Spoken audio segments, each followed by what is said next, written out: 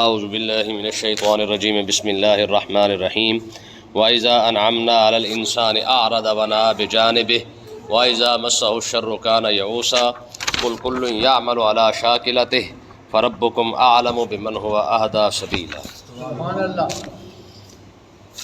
کل کے درس میں ہم نے پڑھا تھا کہ اللہ تعالیٰ نے ارشاد فرمایا کہ قرآن مسلمانوں کے لیے، مومنوں کے لیے رحمت بھی ہے اور شفا بھی ہے، بیماریوں کے لیے شفا بھی ہے اور مومنوں کے لیے برکت اور رحمت بھی ہے۔ ہاں لیکن ظالموں کے لیے نقصان دہ ہے، ظالموں کے لیے قرآن نقصان دہ ہے۔ کیسے نقصان دہ ہے؟ کل میں نے آپ کو بتایا تھا کہ ان کو نقصان دہ یہ ہے کہ ظالم کے حمایت کے اندر تو قرآن ہے ہی نہیں۔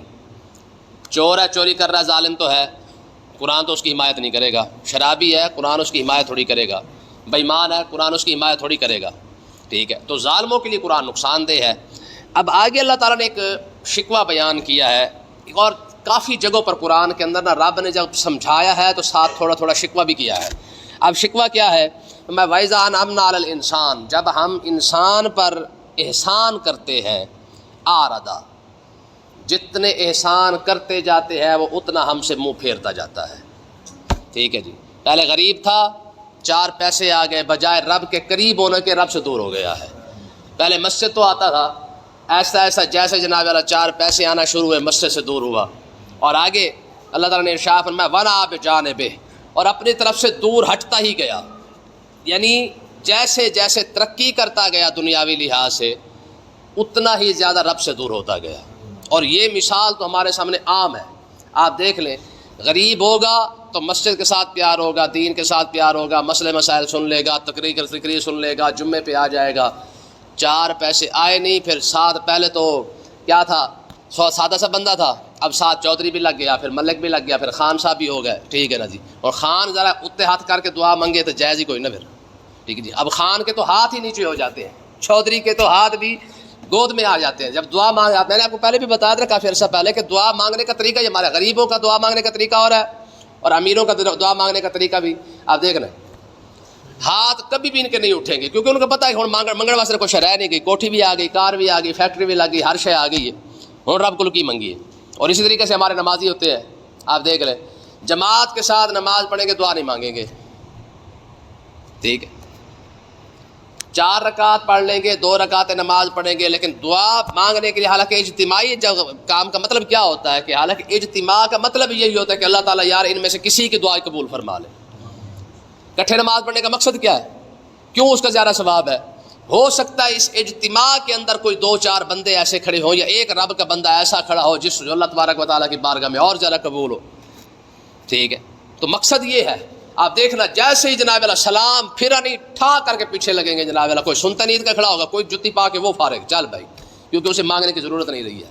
تو اللہ تعالیٰ نے ارشاد فرمایا کہ انسان کی فطرت اور طبیعت یہاں پہ کیا بیان کی ہے کہ جیسے رب احسان کرتا ہے، بجائے رب کے قریب ہونے کے الٹا رب سے ہی دور ہوتا جا رہا ہے۔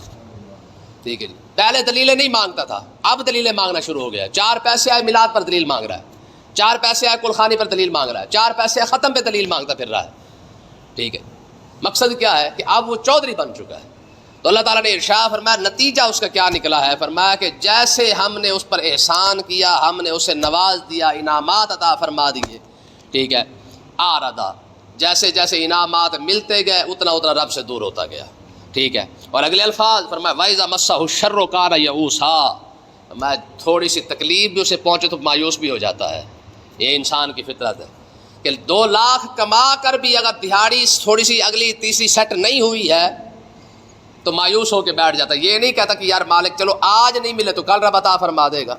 آپ دیکھ لیں ہمارے ہاں خودکشی کرنے کا تو ایک رواج اور فیشن ہی بن چکا ہے۔ کیا ہے جی؟ دہاڑی نہیں لگی ہے، خودکشی کر لو۔ کیا ہے جی؟ قرضہ چڑھ گیا ہے، خودکشی کر لو۔ یعنی لوگوں نے اب یہ فیشن ہی بنا لیا ہے، مذاق نہیں، مرنے کا بھی فیشن بن چکا ہے۔ یعنی تھوڑے سے حالات خراب ہوئے نہیں اور خودکشی کھڑی ہوئی ہے، وہ تو مفت کے اندر پیکج کھڑا ہوا ہے اس کا۔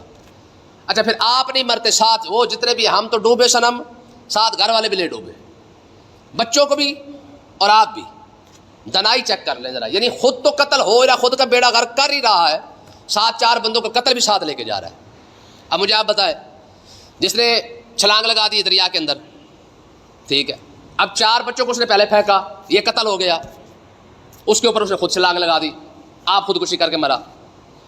پہلے بچوں کو مارا زہر دے کے، پھر آپ مر گیا۔ پہلے قتل کیا، پھر بعد خود قتل ہو گیا، خودکشی کر لی ہے۔ یعنی ظلم پر ظلم دیکھے کہ یار حالات خراب، حالانکہ قرآن کا فیصلہ ہے تلک ایام نداولھا بین الناس، ہم ہمیشہ ایک جیسے دن نہیں رہنے دیتے۔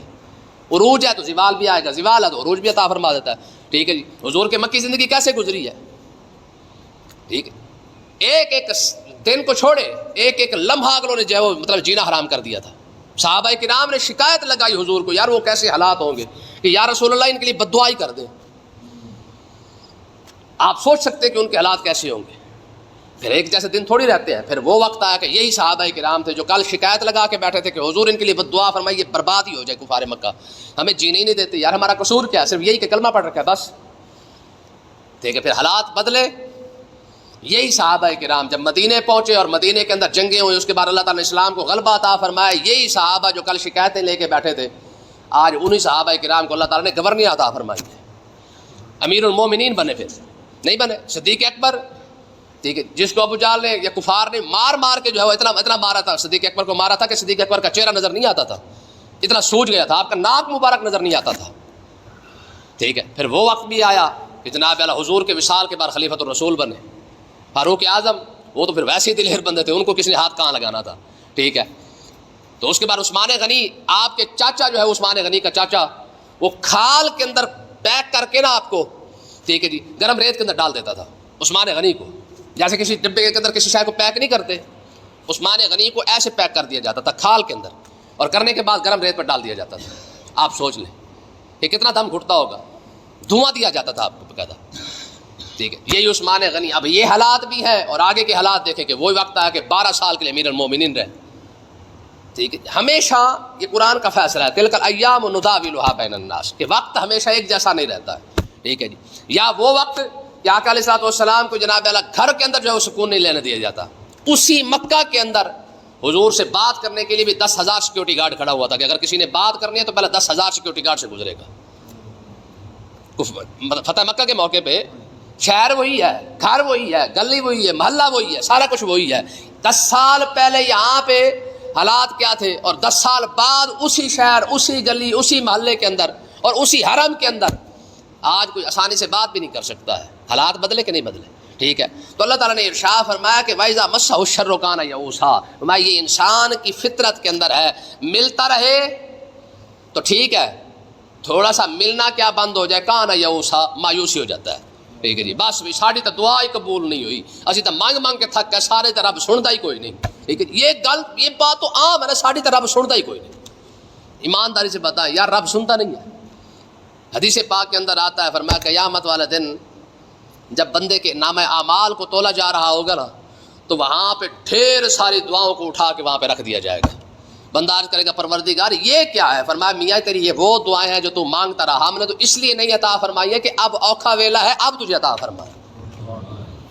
ٹھیک ہے، ہم نے تو اس لیے تجھے نہیں عطا فرمائی ہے کہ اگر قیامت اب دنیا کے اندر ساری قبول ہو جاتی اور سب کچھ تجھے دے دیا جاتا تو آج تو خالی ہاتھ تھا، ویلا تھا تو آج۔ تو ہم جانتے تھے کہ یہاں پہ تجھے ضرورت پڑے گی، ہم نے تیری دعائیں جو ہم نے تیری قبول تو کر لی لیکن تمہیں عطا نہیں فرمایا ہے، صرف اس لیے عطا نہیں فرمایا تھا کہ یہاں ہم نے بچا کے رکھا ہے کہ اب جب نام اعمال تولا جا رہا ہے کوئی کمی بیشی ہوگی تو تیری وہ دعائیں جس کا ہم نے تجھے صلہ نہیں عطا فرمایا ہم نے یہاں رکھ چھوڑی ہے۔ بات سمجھیں گے؟ ساڑی کیا جانے، ارے ساڑی تو سنتا ہی نہیں، منڈو سنتا ہی کوئی نہیں، ساڑی گالی ختم ہو گئی۔ ٹھیک ہے، کتنا یار بے وقوفانہ یہ جملہ ہے کہ ہمارے رب سنتا ہی کوئی نہیں۔ ٹھیک ہے، اب آگے دیکھیں اللہ تعالیٰ نے کیا ارشاد فرمایا، فرمایا کل کل یعمل علی شاکلتہ، فرمایا محبوب آپ یہ فرما دے کل یعمل علی شاکلتہ، ہر بندہ اپنی طبیعت کے مطابق کام کرتا ہے، جیسی طبیعت ہوگی ویسا کام بھی اچھا لگے گا۔ کوئی وہ بندہ ہے جسے دین کا کام اچھا لگتا ہے، کوئی وہ بندہ جسے دین کے کام کے اندر بوریت محسوس ہوتی ہے، لے اے کیڑے گلا لے کے بہ گئے۔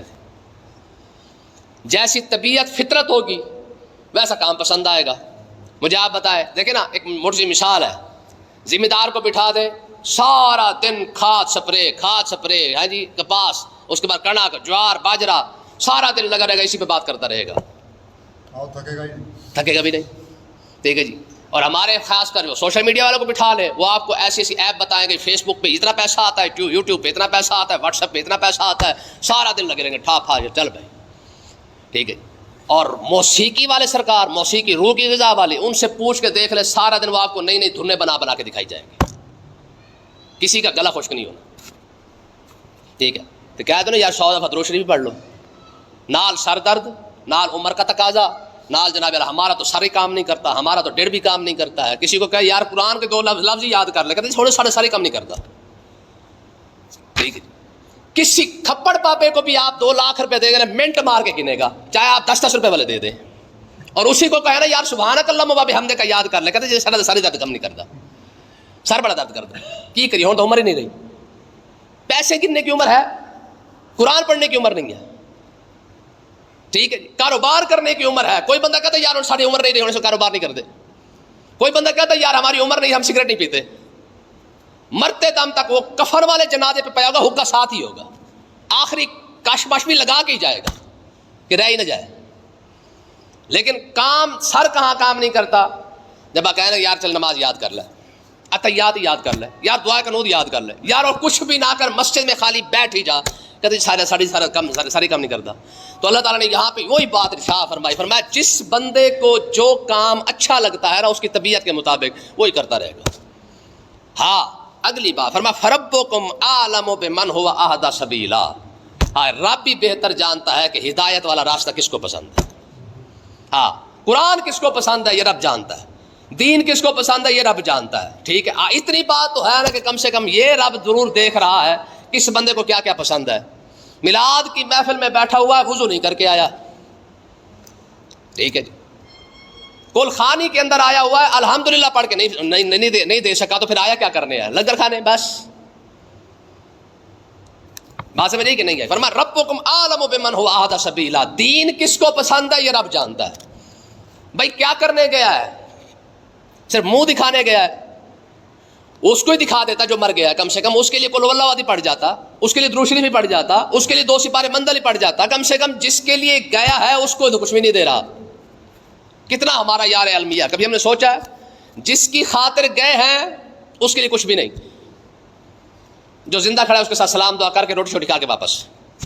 بھائی کس کے لیے گیا تھا؟ جو مر گیا ہے اسی کی خاطر ہی گئے تھے نا، زندہ کے لیے تھوڑے گئے تھے، اور جس کے لیے گئے اس کے لیے کچھ بھی نہیں ہے، ٹھیک ہے۔ تو اللہ تعالیٰ نے ارشاد فرمایا بھائی سیدھی سی بات ہے، روح اپنا جو بندہ ہدایت پر ہے وہ بھی رب جانتا ہے، جو دوسرے کاموں پہ لگا ہوا ہے رب اس کو بھی جانتا ہوا ہے۔ ساری زندگی گزر گئی، اپنے کاروبار کا پتہ ہے، ساری زندگی کے اندر نماز سیدھی کیوں نہیں ہو سکی؟ رب پوچھے گا تو صحیح نا، جب کہیں گے نا رب کی بارگاہ میں کیسے کہیں سارا کام نہیں کرتا، تو رب بھی فرما دے کھاد ویلے سپرے ویلے تے سارا کام کرنا، سر درد سر ٹھیک کام کرتا سی نا، ساری زندگی دکان چلانے واسطے کام ٹھیک کر سر ٹھیک کام کرتا سی، ٹھیک ہے جی۔ تو رب پوچھے گا تو صحیح نا۔ آگے ایک اور مسئلہ دیکھیں جی، ہوا کیا کہ کفار مکہ ظاہر ہر طرف سے لطر تو کھا چکے تھے، ٹھیک ہے۔ انہوں نے کہا ساڑھے کول تک گل ہی کوئی نہیں رہ گئی، اس طرح کریں یہودیوں کے پاس جاتے ہیں، وہ اہل کتاب ہے، ان سے کہتے ہیں بھی کوئی ایسی بات ہی بتا دو جو ہم ان کے سامنے رکھیں اور ہمارا کچھ نہ کچھ حال لالا بچ جائے، کوئی عزت ہی بچ جائے۔ ہم تو جو ڈیمانڈ کرتے ہیں وہ بھی پوری ہو جاتی ہے، کہتے ہیں چاند کا کہتے ہیں وہ بھی آ گیا، سورج کا کہتے ہیں وہ بھی ہو جاتا ہے، ساتھ جو کہتے ہیں پتھر کا کہتے ہیں وہ بھی کلمہ پڑھنا شروع، ہماری تو بات ہی کوئی نہیں رہ جاتی ہے، جو ڈیمانڈ کرتے ہیں پوری کر دیتے۔ آپ ہی کوئی ہمیں حال، آپ کیونکہ بڑے بڑے عالم ہیں، آپ جناب ہمیں کوئی حال بتائیں۔ لو جی چند بندے کفار مکہ کے یہودیوں کے پاس پہنچے، انہوں نے کہا جی آپ ہمیں کوئی اس کا کوئی ایسی بات بتا جو ان کے سامنے رکھیں۔ یہودیوں نے کہا کہ تم جاؤ اور جا کے ان سے روح کے متعلق سوال پوچھو۔ انہوں نے کیا پوچھے؟ انہوں نے کہا تم نے صرف اتنا کہنا کہ روح کیا ہے۔ انہوں نے کہا پھر؟ انہوں نے کہا اگر جواب دے دیں تو جھوٹے، اگر خاموش ہو جائے تو سچے۔ کیسا سوال ہے؟ یعنی یہ ایسا انوکھا سوال ہے جس کا جواب ہی کوئی نہیں۔ اگر جواب دیں گے تو سمجھ لو کہ سچے نہیں ہیں، اور اگر خاموش ہو جائے کوئی بات نہ کرے تو سمجھ لو کہ سچے نبی ہیں۔ اب وہ آئے بڑے تیر تڑا کے، انہوں نے کہا ظاہر ہر بات کا جو جواب دے دیتے ہیں، ٹھیک ہے، اس بات کا بھی کوئی نہ کوئی جواب جب دیں گے، جب جواب دیں گے تو ہم نے تاڑی بجا دینی ہے۔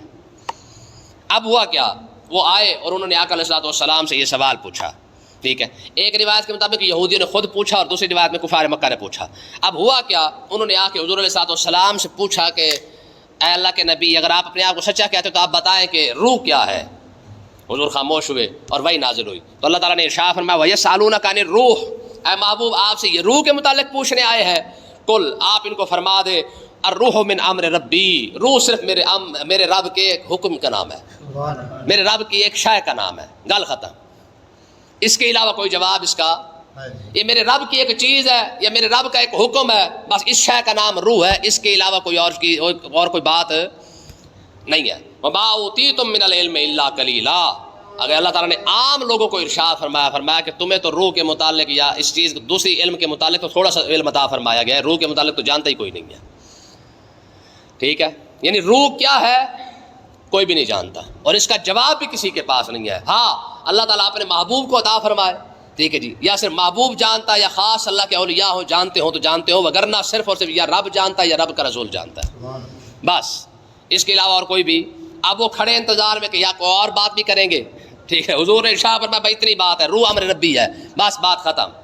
اب پھر منہ لٹکا کے واپس آ گئے کہ یار بات تو پھر وہی ہوگی کہ واقعی سچے ہیں تو خاموش ہو گئے، اگر سچے نہ ہوتے تو اس کے متعلق کوئی وضاحت کرتے، کوئی اور بات بتاتے. تو یہودیوں نے پہلے ہی کہہ دیا تھا، انہوں نے کہا سچے کی نشانی یہی ہے کہ خاموش ہو جائیں گے، بات ہی نہیں کریں گے. حضور نے اتنی بات ارشاد فرمائی اور خاموش ہو گئے. فرمایا روح جو ہے وہ امر ربی کا نام ہے. اب آگے اللہ تعالیٰ نے اس قرآن کے متعلق ایک بات ارشاد فرمائی. فرمایا کہ وَلَئِنْ شِئْنَا لَنَذْهَبَنَّ بِالَّذِي أَوْحَيْنَا إِلَيْكَ. تو محبوب یہ قرآن جو ہم نے آپ پر نازل کیا ہے نا، لَنَذْهَبَنَّ بِالَّذِي أَوْحَيْنَا إِلَيْكَ، جو ہم نے آپ پر وحی فرمائی ہے، اگر ہم چاہیں تو ہم اسے لے جائیں. جو قرآن ہم نے آپ پر نازل کیا ہے اگر ہم چاہیں تو ہم اسے واپس بھی لے لیں. کیا مطلب ہے؟ ہم اس الفاظ بھی نہ رہنے دیں، جو لوگوں کے سینوں کے اندر ہے وہ بھی نہیں رہنے دیں گے. اور حضور علیہ الصلوۃ والسلام نے ارشاد فرمایا کہ قرب قیامت وہ وقت بھی آئے گا کہ جیسے قرآن نازل ہوا ہے ویسے اٹھا لیا جائے گا، لوگوں کے سینوں سے بھی اٹھا لیا جائے گا، قرآن کے صفوں سے بھی اٹھا لیا جائے گا، ورقوں سے بھی اٹھا لیا جائے گا. لوگ رات کو سوئیں گے حافظ قرآن ہوں گے، صبح اٹھیں گے کوئی پلے ککھ بھی نہیں ہوگا. قرآن کھول کے دیکھیں گے ایک حرف بھی اس کے اندر نہیں ہوگا. میں قرآن اٹھا لیا جائے گا. قرب قیامت ایسا حال بھی ہونا ہے. اور اس کا حال آپ مزید اگر دیکھنا چاہیں عملی طور پر تو دیکھ لیں کہ آج 1000 میں سے بھی ایک بندہ بھی حافظ قرآن نہیں ہے. لوگ دین کی طرف کتنا آ رہے ہیں، قرآن کی طرف کتنا آ رہے ہیں. اول تو اس طرف آ نہیں رہے، اور جو آ رہے ہیں وہ اتنے پکے حافظ قرآن بھی نہیں ہے. اب تو حافظ قرآن بھی ویلے فارغ ہیں. ٹھیک ہے، تو کہنے کا مقصد یہ کہ اللہ تعالیٰ نے ارشاد فرمایا محبوب جیسے ہم نے قرآن آپ کو عطا فرمایا ہے، یہ رب کی رحمت ہے کہ آپ دنیا سے تشریف بھی لے جانے کے بعد 1400 سال ہو گئے، آپ کی کتاب آج بھی محفوظ ہے اور موجود ہے. ٹھیک ہے، کہ لوگ ابھی سے ہدایت حاصل کر سکتے ہیں، لے سکتے ہیں، لیکن نہیں تو وہ وقت آنے والا ہے کہ جب ہم اس قرآن کو بھی اٹھا لیں گے. اور روایت کے اندر آتا ہے کہ جب قرآن اللہ کی بارگاہ میں حاضر ہوگا تو رب پوچھے گا، فرمایا ہاں میری کتاب سنا، کیا گزری تیرے ساتھ؟ تو قرآن عرض کرے گا پروردگار تیرے لوگوں نے، تیرے بندوں نے مجھے پڑھا ضرور تھا پر میرے اوپر عمل کرنے چھوڑ دیا تھا. آج بتائیں قرآن کہاں ہے؟ ٹھیک ہے، صرف اور صرف کیا ہے؟ خالی تلاوت کے لیے. ان اللہ غفور الرحیم وما ارسلناک الا رحمۃ للعالمین، بسم اللہ الرحمن الرحیم، بس. باقی قرآن تلاوت کے لیے بھی ختم ہو چکا ہے. اور باقی رہا عملی طور پر قرآن پوری دنیا میں کہیں بھی موجود نہیں ہے. بتائیں کہاں پہ موجود ہے؟ کوئی ایسا ملک نہیں، کوئی ایسا علاقہ نہیں، کوئی ایسا خطہ نہیں جہاں پہ قرآن عملی طور پر موجود ہو. فارغ ہو چکے، پوری دنیا فارغ ہو چکی ہے. ٹھیک ہے جی، 57 اسلامی ملک ہو یا 67 اسلامی ملک ہو یا 97 اسلامی ملک ہو، لیکن قرآن تو کہیں بھی موجود نہیں ہے. یعنی قرآن کی حکومت تو ہے ہی نہیں کہیں پہ. اگر قرآن کا تھوڑا سا بھی کسی نے پڑھا ہوتا تو یہ مسجد شہید کرتے پھرتے یہ خبیث. سمجھ آئی نا؟ دیکھیں نا، یہ ظلم نہیں تو اور کیا ہے. لیکن قرآن کہیں بھی موجود نہیں ہے. بہرحال یہ یاد رکھے تو اللہ تبارک و تعالیٰ کی بارگاہ میں قرآن شکایت لگائے گا کہ میرے مالک تیرے بندوں نے برکت کے لیے تو پڑھ لیا تھا، قرآن پڑھیں گے تو دکان میں برکت ہوگی، قرآن پڑھیں گے گھر میں برکت ہوگی، قرآن بس پڑھ کے مجھ سے برکتیں لینے کے چکر میں رہے، وہ بھی اپنے تمے کی خاطر. لیکن جب عمل کی بات آئی تو پوری دنیا تیرے ماننے والوں سے بھری ہوئی تھی، مجھ پر عمل کرنے والا کوئی بھی نہیں تھا. ٹھیک ہے، تو بہرحال میں پہلے بھی آپ کو بتاتا ہوں کہ قرآن پڑھنے کے لیے تو آیا ہی نہیں تھا، قرآن تو عمل کے لیے آیا تھا. ٹھیک ہے، اللہ تعالیٰ نے آگے کیا فرمایا؟ فرمایا ثم لا تجدوا لک بہ علینا وکیلا. اے محبوب اگر ہم اسے اٹھا لے تو پھر آپ کے پاس کوئی وکیل بھی نہ ہوتا. کون سفارش کرے، کون اللہ کی بارگاہ میں بات کرے؟ الا رحمۃ من ربک، یہ تو تیرے رب کی رحمت ہے جو آج تک قرآن موجود ہے، ٹھیک ہے. ان فضلہ کان علیک کبیرہ، یہ بھی رب کا بہت بڑا فضل ہے کہ قرآن اب تک موجود ہے. اگر قرآن نہ ہوتا تو بتائیں کہاں جاتے. جس کو پڑھنے کا ٹائم نہیں نا، وہ بات وہی ہے کہ مفت میں مل گیا نا تو قدر نہیں ہے. اگر ہاں قدر ان سے پوچھو جنہوں نے جناب اللہ اس کو یاد کرنے کی خاطر، اس کو محفوظ کرنے کی خاطر جنہوں نے اپنے جانیں دی، اپنے کاروبار دیا، اپنے رشتہ داروں کی قربانیاں دی ہیں، ان سے پوچھو قرآن کیا ہے. ہمیں کیونکہ پتہ ہے کہ جناب اللہ ویلے کھاتے میں مل گیا، مسلمان کے گھر میں پیدا ہو گئے، یہ بھی احسان کر دیا، تھوڑے سے اور بڑے ہو گئے تو اور احسان ہو گیا. ٹھیک ہے جی، جنازہ بھی کسی نے پڑھایا، اذان بھی کسی نے دیا، نمازیں کسی نے پڑھا دی ہیں، قرآن کسی نے پڑھا دیا، ویلے فارغ چلو بھائی. ٹھیک ہے، یہ ہماری مسلمانی ہے. اللہ پاک سمجھنے کی توفیق عطا فرمائے.